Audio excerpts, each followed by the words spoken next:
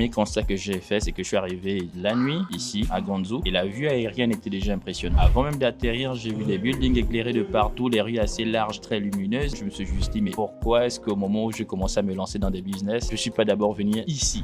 Les amis, on dit souvent les bonnes personnes finissent toujours par se retrouver. Et là, nous sommes avec Adebayo, un frère béninois qui vit à l'étranger, qui nous a contactés et qui voulait tout simplement venir en Chine. Il fait partie également de ceux-là qui ont fait nos formations dans le passé, qui s'est retrouvé aujourd'hui en Chine. Bon, bref, je ne vais pas parler à sa place. Nous allons lui-même le laisser se présenter et maintenant, il va nous raconter un peu son expérience en Chine avec la prestation que nous avons fait pour lui. Et ensemble, vous allez apprécier son expérience. Bonjour Roland, bonjour Daniel, bonjour à tous. Merci de me donner la parole et de m'inviter ici. Je suis Adebayo Liamide et je suis originaire du Gabon et du Bénin. Je suis freelance informatique, j'exerce en France depuis un certain nombre d'années dans les métiers de l'IT. J'ai plusieurs casquettes, réseau, télécommunications et sécurité. Et en parallèle, j'ai des side business dans l'immobilier et aussi dans l'automobile. Donc j'entreprends un peu dans tout ça. Et aujourd'hui, donc, je suis venu en Chine principalement pour faire du sourcing, mais aussi acheter du matériel. Et donc j'ai rejoint le programme d'accompagnement de Daniel et Roland, un programme très intéressant parce que c'est du concret. En fait, ils ont préparé toutes les informations à récolter avant de venir pour que l'expérience se passe au mieux. Et une fois sur place, justement, ils sont présents pour aider ceux qui viennent à atteindre leurs objectifs. Voilà un peu globalement mon ressenti au premier abord. Et maintenant, ça doit faire 3 semaines que j'ai rejoint le programme depuis la France. Je suis venu ici et je vois que après avoir rejoint le programme de Sourcing Academy, les différents formateurs sont vraiment présents et permettent donc, une fois qu'on est sur place, auprès des différents fournisseurs, de pouvoir faire les achats progressivement. Donc, je vais aller plus tard dans les détails, mais voilà déjà un peu la grosse maille qui montre un peu l'accompagnement qui est fait au sein du programme d'accompagnement de sourcing. Ok, alors quand tu es venu en Chine, après avoir vu tout ceci, tu te dis pourquoi je ne suis pas venu un peu plus tôt? Est-ce que tu as ce sentiment ou bien tu es venu au bon moment? Bon, déjà, les premières impressions ont commencé depuis le vol. Moi, j'ai fait quand même pas mal de voyages pour le compte de mes clients et le premier constat que j'ai fait, c'est que je suis arrivé la nuit ici à Guangzhou et la vue aérienne était déjà impressionnante. Avant même d'atterrir, j'ai vu des buildings éclairés de partout, les rues assez larges, très lumineuses et ça change quasiment par exemple du cadre qu'on a rien qu'en région parisienne et où même le périph' n'est pas si éclairé que ça, machin. Les autoroutes pas si éclairées que ça et là, de la vue aérienne, tu te dis waouh, je suis en train d'atterrir dans un pays où tout est gigantesque. Et une fois arrivé, je me suis dit ah ouais, ici ça pourrait aller vite parce qu'il va y avoir des opportunités, mais j'étais patient d'aller sur le terrain et de voir ce que ça va donner. Et donc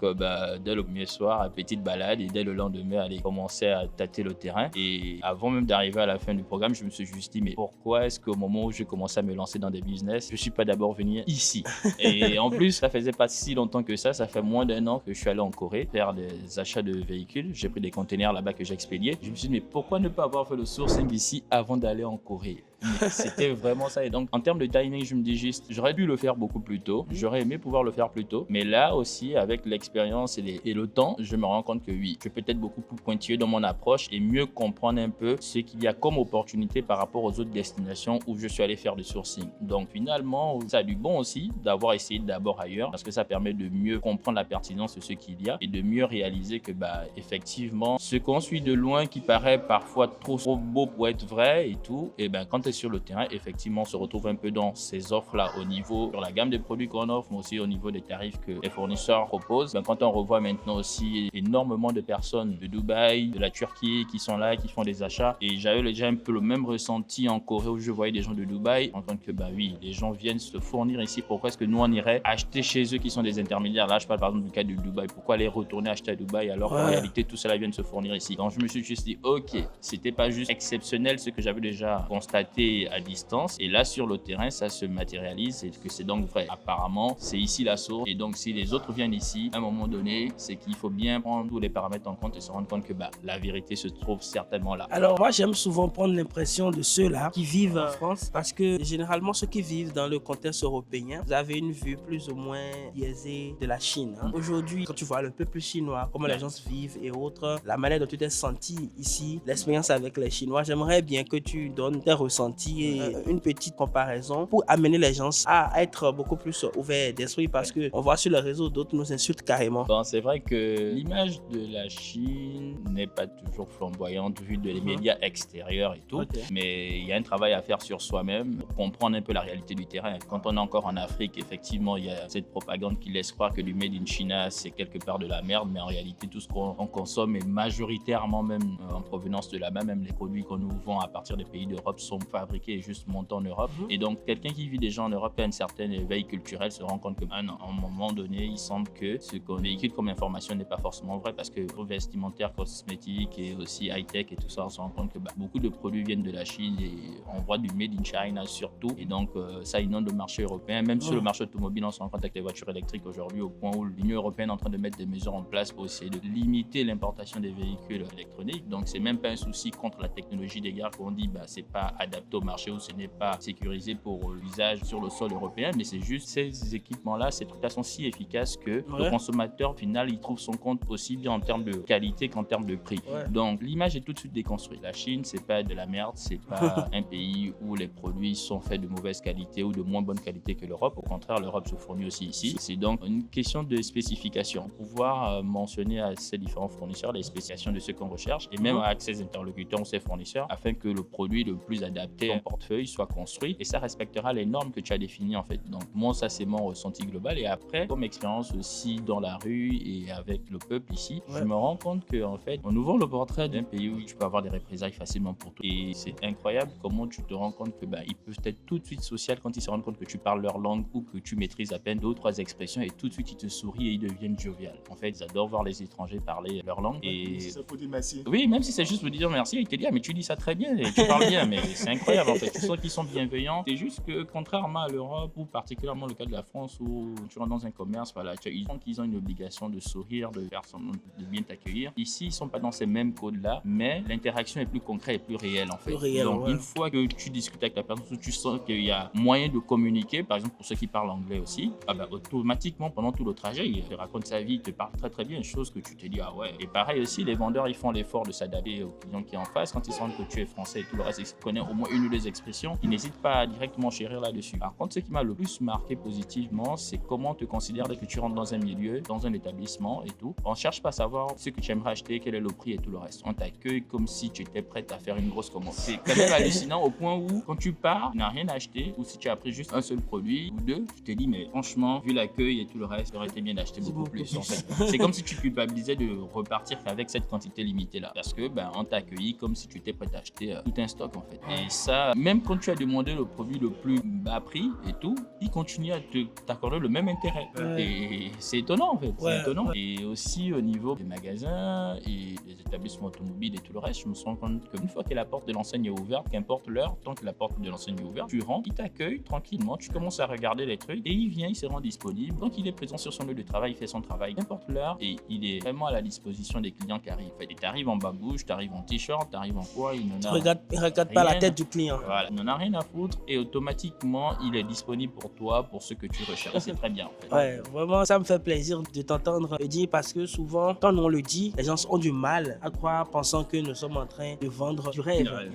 C'est intéressant ce que tu viens de dire par rapport à l'automobile parce que on s'est tous construit dans la tête que la Corée devait être la destination de choix quand tu es dans l'automobile. Maintenant, quand toi tu as vu les prix en matière de différence, je veux pas que tu rentres dans les détails, mais en matière de pourcentage, quand tu fais le calcul, la différence brièvement pour l'audience. Je veux dire, c'est quand même conséquent. En fait, effectivement, j'avoue aussi le même a priori, comme quoi, quand tu veux te lancer dans l'achat ou de location de véhicules en Afrique, les marques les plus intéressantes en termes de rapport qualité-prix sont les marques coréennes, avec notamment les Hyundai et les Kia qui n'ont déjà bien au marché. Et donc, moi, je suis allé à la source, j'ai acheté là-bas, envoyé vers le Gabon et qui sont aujourd'hui en location. Et je suis assez surpris quand je vois les prix ici, en Chine, sont beaucoup plus bas. En termes de proportion, quand on va sur des modèles de quasiment la même année, au niveau des véhicules anciens, ceux de moins de 5 ans, on est facilement autour de 15% à 20% moins cher. Donc, ça change beaucoup de choses. Et ce qui est le plus incroyable aussi, au niveau des tarifs du neuf, même sur le neuf, en fait, ici, ils sont beaucoup moins chers que la Corée. Et là, on se demande comment c'est possible, en fait. c'est incroyable. Mais voilà aussi un truc, c'est que voilà, le fait de faire le sourcing à différents endroits et de comprendre la réalité de chaque environnement permet aussi de revoir ta stratégie. Jusqu'ici, on partait sur des véhicules de moins de 5 ans d'occasion et tout, mais quand je vois le prix du marché ici et par rapport au neuf, je me dis même autant revoir la stratégie et se positionner uniquement sur des véhicules neufs. Au final, le prix reste très très intéressant et pour ceux qu'on a acheté pour de l'occasion, on peut venir se retrouver avec du neuf ici et donc avoir le temps d'amortir le véhicule très très rapidement et avant que ça ne rentre dans un état où tu es obligé d'entretenir plus régulièrement. Et c'est la même chose même quand on prend en Corée ou partout ailleurs, quand le véhicule a déjà beaucoup tourné, surtout dans le cadre d'une activité de location, ça commence au bout d'un certain temps à rapidement demander un entretien plus régulier. Et donc pour ce type d'activité, c'est plus intéressant de partir sur neuf. Beaucoup sont peut-être réticents au début de partir sur du neuf parce que c'est extrêmement cher, mais tout dépend du lieu de sourcing. Et donc là, en venant ici, en discutant avec les constructeurs et en allant directement chez eux, on rend compte que les prix du véhicule 0 km restent intéressants. C'est intéressant. Alors, une dernière question. Dans le domaine de l'automobile, beaucoup de gens ont une mauvaise appréhension de la marque chinoise, de Made in China, même si dans quelques pays aujourd'hui en Afrique, ça prend. Et tout à l'heure, on discutait, tu m'avais parlé des marques qui t'ont intéressé comme Photon pour les pick-up et en neuf. Donc aujourd'hui, quand tu vois le niveau de qualité, les gabarits, tout ce qui s'ensuit, le service après-vente, tout ça, quelles sont tes appréhensions du Made in China? Parce qu'on voit les voitures coréennes ici, mais on parle peu des marques chinoises qui sont selon moi une pépite. Et donc, quelles sont tes appréhensions? Franchement, visuellement, ces véhicules-là sont d'un standing incroyable. En fait, elles sont full équipées, très très bien. Mécaniquement, là, j'en ai pas encore dans mon parc aujourd'hui, mais par curiosité, j'ai pris le temps de regarder un peu des tests très très très approfondis sur YouTube de certains modèles de véhicules tels que le Photon qui m'intéressait et tout, le pick-up. Et donc, c'est des voitures de tout terrain qui rivalisent très très très bien avec toutes les marques qu'on connaît et qui ont des standings visuels, on pourrait dire, de qualité premium, mais qui sont vraiment à des tarifs accessibles et avec tout le système électronique embarqué. Et donc, vu que c'est fortement utilisé ici, c'est fortement utilisé dans d'autres pays d'Afrique et que tous les tests qu'on regarde des personnes qui le font, qui sont spécialisées dans les tests des véhicules lorsqu'ils sortent et tout le reste, montrent que ces véhicules-là sont très très fiables. Il n'y a aucune raison d'avoir des a priori. Pareil aussi, même sur les engins, parce que là aussi, lors de mon sourcing, je suis venu sur les engins lourds. On a toujours, pour le marché africain, majoritairement essayé de chercher des Caterpillar pour les tractopelles et tout ça. C'est Caterpillar qui domine le terrain. Mais aujourd'hui, je me rends compte que non, ici, sur le marché, il y a XCMG qui est là et qui propose aussi des engins lourds de qualité très très fiable à des prix qui sont quand même intéressants, au point où de personnes, même des Américains, viennent se fournir ici pour expédier chez eux et revendre sur le marché. Et là, on s'est dit, mais c'est incroyable. Ah non, mais attends, j'espère que tu viens de dire quelque chose que les gens n'ont pas compris. Tu sais, moi, les engins lourds, c'est mon dada. Depuis quand on parlait, je te disais, Caterpillar, oui, leader mondial avec tout ce qu'on connaît, l'histoire, tout ça, on ne peut pas nier. Mais aujourd'hui, les marques comme CMG, comme Chantuy, Sany, tout ça, les marques chinoises sont en train de dominer le monde, que ce soit dans les mines, dans la construction des voies, tout ça. Et toujours, quand je le dis, quand les gens ne viennent pas toucher du doigt, quand ils ne viennent pas en Chine pour voir le niveau, parce que je dis toujours, regardez les gratte-ciel, le niveau d'infrastructure des Chinois. S'ils n'avaient pas de machines de qualité, comment ils vont le faire comment? C'est vrai, même si vous allez voir des Caterpillar, certains Caterpillar sur le marché, mais les Chinois, dans les machines lourdes, ils ont gagné tellement d'expérience parce que quand il y a eu le boom de l'immobilier, toutes les grosses boîtes, Komatsu, Caterpillar, se sont installées en Chine depuis des années et les marques chinoises internes sont devenues plus matures. Aujourd'hui, quand on fait les comparaisons sur les sites de comparaison des engins, quand tu vois Caterpillar, tu vois une CMD. En même temps, tu le bats sur le prix dominant. Côté performance, n'en parlons pas. Donc, il faut répéter aux gens. Tu sais, il y a un truc qui, moi, parfois me froisse un peu parce que je suis allé au BOMA. Le BOMA, c'est la plus grande foire des machines lourdes au monde. On le fait en Allemagne, on le fait également en Chine, à Shanghai. J'ai rencontré des Turcs, j'ai rencontré des Américains et autres. Et on a eu cette discussion. Les gars me disaient qu'ils ne comprennent pas que l'Afrique a un vrai blocage sur le Caterpillar. C'est carrément une religion pour eux. Tant qu'ils ne voient pas 4, ils ne sont pas à l'aise du tout. Et du coup, quand tu proposes autre chose, vu que l'investissement elle est lourd, ils sont prêts à payer plus cher, mais ils vont prendre des trucs très loin, quoi. Et on parlait par exemple des tractopelles où ils me donnaient les prix auxquels ils vendent à des Africains, les prix auxquels ils vendent au Burkina, un peu partout, au Soudan, même au Bénin, tout. Et c'est un Turc qui vit aux États-Unis, qui va chercher dans des champs, dans des trucs, des vieux Caterpillar, qui retape et qui vend. Mais pourtant, lui-même, pour son marché, il achète une CMD, les trucs comme ça, tout neuf. Je l'ai vu au niveau du BOMA, on a discuté. Et donc, quand je dis aux gens, les gars, arrêtez ça, c'est juste parce que beaucoup n'ont pas compris. Et surtout, tu as dit quelque chose d'intéressant. Le fait que tu partes en ligne, regardes dans les forums et fais les tests sur YouTube. Beaucoup de gens ne prennent pas le temps réellement de bien comprendre les choses. C'est pour vous dire que le monde est en train de changer. Les choses changent. Les Chinois jouent mieux les cartes, au fait. Et aujourd'hui, ils sont en train de montrer les chemins les plus simples en vous donnant des équipements de qualité à portée de main. Dieu merci qu'aujourd'hui, je ne suis pas le seul à le dire. Il y a quelqu'un qui le dit. Donc, je vais te poser cette dernière question. Bon, dans les années à venir, déjà, bon, cette année, commence bien l'année en venant ici et tout. Quels sont tes projets avec la Chine et tout? Déjà, là, on officialise. On lance la commande au moins des engins, là, les tractopelles déjà. Ce sera le premier truc. Et ensuite, ça va aller avec des pick-up aussi. Parce que les modèles que j'ai vus sont assez intéressants. Donc, j'attends le retour d'un client directement au Gabon pour savoir sur combien on pourrait partir. Et après ça, je pense que je vais commencer à regarder un peu l'horizon des systèmes de conservation de l'énergie. Et tout. Donc, mais ça, je garde ça pour potentiellement vers la fin d'année. C'est un sujet qui m'intéresse parce qu'on a une vraie problématique dans beaucoup de pays d'Afrique encore où les coupures intempestives en fait nous impactent en sorte que on soit vraiment dans le noir pendant un certain temps.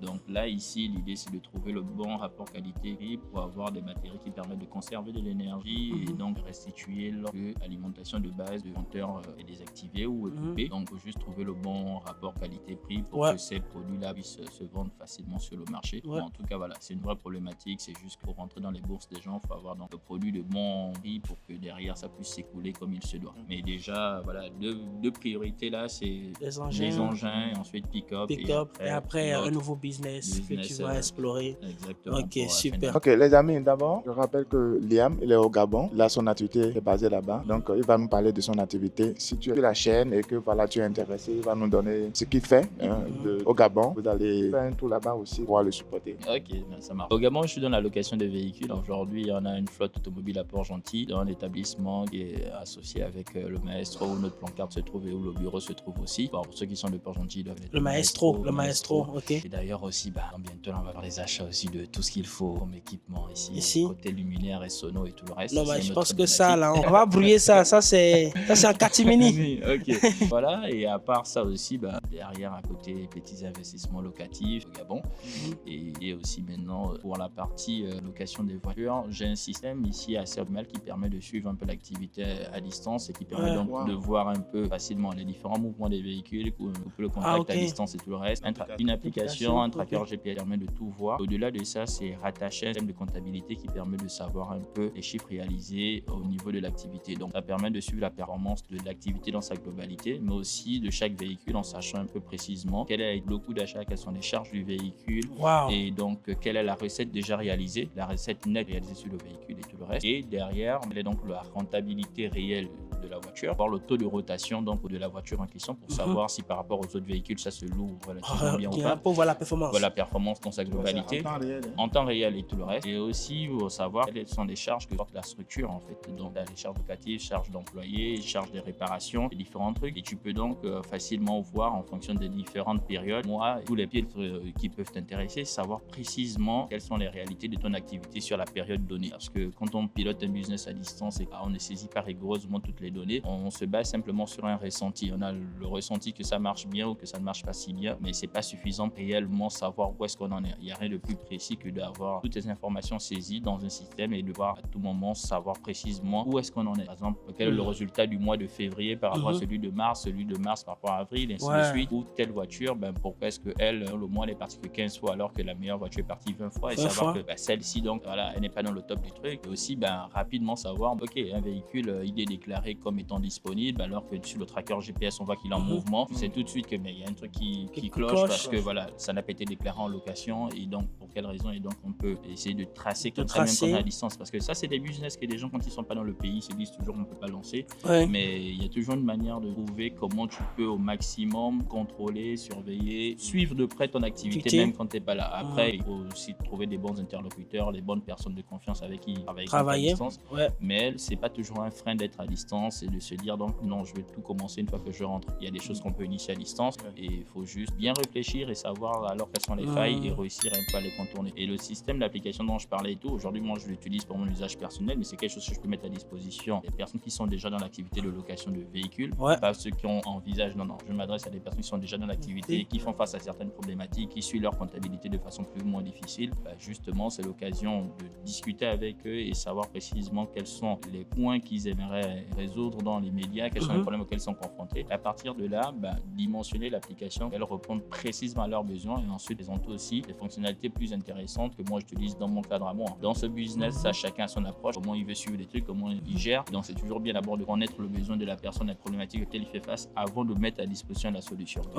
Donc aujourd'hui, tu as une solution de gestion des flottes pour location de véhicules, de voitures. Alors, les amis, vous voyez, c'est ce que moi j'aime beaucoup dans les voyages, dans les échanges. Quand par Internet, on se rencontre physiquement, on voit que notre diaspora, aussi bien que dans nos différents pays en Afrique, on a des talents. Moi, quand j'ai discuté avec Adé et avec tout ce qu'il fait en tant que freelancer et la manière de gérer ses business avec l'informatique, avec ses connaissances, moi, ça me grandit énormément et ça fait une personne de plus dans notre réseau. Alors, c'est justement pour ça que, chers amis, nous vous demandons de venir au programme de voyage que nous organisons parce qu'on rencontre des personnes exceptionnelles. Nous-mêmes, en tant qu'organisateurs, ça nous grandit et également, ça va nécessairement vous grandir parce que toutes les fois que nous avons organisé des voyages, nous rencontrons toujours des personnes de certains standing, de certains niveaux qui nous apportent des choses et qui nous permettent également de grandir. C'est en créant ces brassages-là que réellement nous pouvons avoir des projets innovants. Regardez, si vous êtes déjà dans le domaine de la location automobile, vous avez une solution qui est à proche de main que ADA et qui pourra vous aider, ainsi de suite. Moi, j'ai vu dans les séances passées des personnes qui étaient très poussées dans l'agriculture, dans la construction, qui pouvaient littéralement faire des masterclass quand on se retrouvait ensemble. Et c'est justement ce qu'il faut. Et nous, on a créé ce creuset-là ici en Chine pour vous aider. C'est justement pour ça que si tu ne sais pas qu'en avril, on a un programme de voyage exceptionnel, c'est que tu es mal barré. Mais non, va maintenant dans la barre de description, clique le lien que tu vas voir, prends un rendez-vous avec nous, parle-nous de ton projet. On va d'abord te donner une formation avant même que tu ne viennes en Chine et ensemble, on pourra construire des choses ensemble. Alors, je vais d'abord, avant de finir, Daniel, nous allons demander à Adé de nous donner un peu ses impressions par rapport à l'équipe, par rapport à la manière dont elle a été reçue. Je profite en même temps pour dire que les premiers jours, quand elle était en Chine, je n'étais pas là, mais pourtant l'équipe travaillait et franchement, je veux l'entendre parler un peu de notre organisation, la manière dont on gère les choses pour l'audience. Franchement, il n'y a rien à dire. Côté organisation, c'était impeccable. En fait, j'ai transmis les informations, les détails de mon billet et je suis arrivé directement. Daniel m'a reçu à l'aéroport. J'étais prévenu que j'aurais pas eu d'accès à WhatsApp, le reste. J'avais donc le VPN déjà et tout le reste. Et donc, après l'aéroport, direct à l'hôtel, ils avaient déjà fait la réservation dans un hôtel de très très bon standing, un emplacement proche de beaucoup de commodités.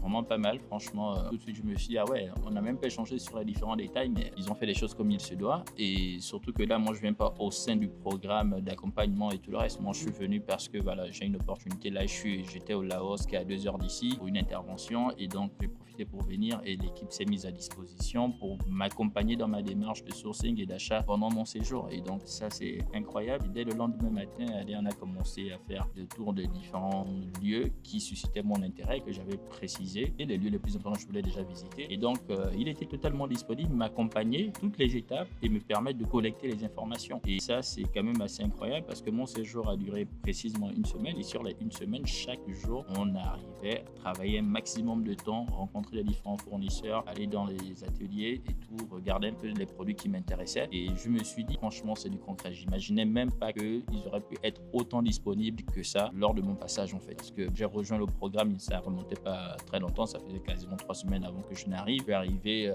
hors d'un programme d'accompagnement de visite et tout. Là, c'est quand même, voilà, de façon autonome. Je suis à 2 heures de Guangzhou, je décide de venir. Et là, l'équipe est là pour moi. Franchement, incroyable. Et ils font tout, hein. Ils essaient de négocier, parler avec les vendeurs. Il y a une certaine transparence parce que on met au contact directement des fournisseurs. Il n'y a pas à demander simplement quel est le produit que tu veux et qu'ils vont te renvoyer simplement un devis et te dire si tu veux ça, voilà le prix et tout. Non, on propose, l'atelier est ouvert à telle période, est-ce que tu veux qu'on aille, le vendeur à tel endroit, viens, on y va, il ne connaît pas encore le prix, il te dit ok, allons sur les lieux. Après, moi je suis arrivé à une période aussi où dans bientôt là c'est le nouvel an chinois et donc certains vendeurs doivent bientôt aller partir et tout, fermer leurs usines et donc tout ça là, en information, on a pu prioriser les visites des lieux où les vendeurs devaient être encore là dans le domaine qui m'intéressait. Donc en tout cas, moi je recommande vivement, franchement c'est incroyable d'avoir un programme dans lequel les animateurs du programme, les formateurs sont vraiment à l'écoute, à la disposition des membres qui ne mettent pas forcément une pression extrême pour savoir jusqu'à combien, qu'est-ce que tu voudrais te dépenser, qu'est-ce que tu es prêt à acheter dans l'immédiat. Non, l'idée c'est déjà d'essayer de t'initier au marché, de te faire comprendre les différents trucs. Quand tu es prêt à passer à l'action, automatiquement tu as tous les éléments, surtout parce que sur le programme de la formation, les éléments sont déjà annoncés. Mais là, en venant encore réellement sur le terrain, tu te rends compte que oui, c'est concret et tu peux mettre juste en pratique ce que tu as appris et tout de suite opérationnel. Par exemple, même Daniel lui-même, il était surpris de se rendre compte que je arrive, je connais déjà Alipay qui fonctionne bien correctement et dès que WeChat, ouais, j'ai déjà WeChat installé, donc quand il m'envoie les contacts d'un fournisseur, il veut m'envoyer des trucs, je reçois ça instantanément. Il me dit mais comment tu as fait? Alipay. Et ensuite je lui demande quelle est l'application de VTC qu'ils utilisent ici. Il me donne le nom, Didi machin travel, et j'ouvre Didi. Allez, prochaine fois je lui demande allez, je te rejoins où? Il me donne une adresse, j'arrive, il dit mais non, mais non. En fait, on est totalement autonome. On est vraiment autonome. L'équipe est là pour nous accompagner mais on devient rapidement autonome et ça c'est très franchement, j'apprécie l'expérience. Je m'attendais pas du tout à ça. Je me disais ils auraient pu se rendre disponibles 1 ou 2 jours maximum pour me donner un peu les tips afin que je puisse me déplacer d'un point A à un point B et pouvoir contacter les vendeurs. Et là c'était tout autre chose. C'était un accompagnement sur mesure, mise à disposition complète. Et même après les journées de sourcing et tout le reste, aller prendre des verres. Franchement non. Moi je recommande vivement. Leur programme c'est. Alors là, en plus là moi j'étais seul, j'imagine alors lorsqu'ils arrivent en groupe, c'est une autre organisation et voilà. Chapeau les gars, merci d'avoir créé ce programme de formation. Merci de partager autant de valeur sur la chaîne YouTube et autant d'informations pour permettre aux gens d'oser franchir le pas parce que beaucoup d'entre nous veulent venir ici faire des achats mais on a des barrières sur le process d'achat, comment faire les transferts d'argent, à qui s'adresser et tout le reste. Et vous démystifiez un peu tout ça là. Franchement, merci les gars. Vraiment, merci à toi et belle expérience, belle rencontre aussi. Daniel a beaucoup plus passé de temps avec lui parce que moi j'étais pas là. Donc juste hier, on a passé un très bon moment ensemble. Et chers amis, on vous invite en avril prochain. On a un programme, la Guangdong Sourcing Trip, où nous allons vous amener à avoir une expérience comme celui de AD, où vous pouvez atteindre vos objectifs. Nous sommes là pour vous accompagner, comme lui-même il a su bien le dire, c'est l'autonomie, notre stratégie. Nous allons vous former. C'est justement pour ça que quand vous rentrez dans le voyage, dans le programme de voyage, nous vous offrons la formation gratuitement. Sourcing Master Academy, où nous vous apprenons les b.a.-ba pour pouvoir vous-même vous en sortir une fois en Chine. Chers amis, je pense que vous avez apprécié ce moment de partage avec Adé. Ok, Adé a tout dit. Alors les amis, ciao, merci et on se retrouve de l'autre côté.